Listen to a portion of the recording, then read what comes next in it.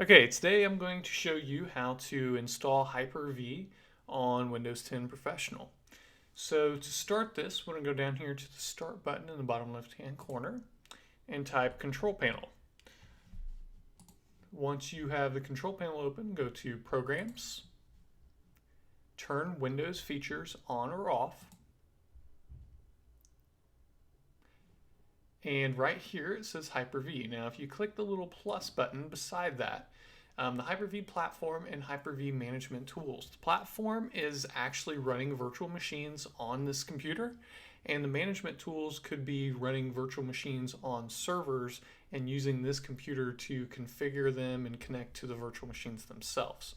So when we highlight or when we select Hyper-V, it'll highlight all of that for us.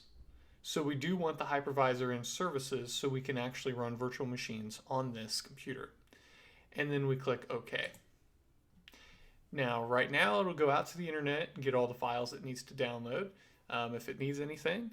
And then once that finishes, it'll ask you to restart. Now that it has restarted twice, it comes up to the Windows desktop. To make sure that it's installed correctly, you can go down here to your Start menu, and you should see Hyper-V Manager up here in the recently added. If you click that, it should open up the manager, and it should automatically show the computer name underneath it, showing that that is a Hyper-V server that you can run virtual machines on.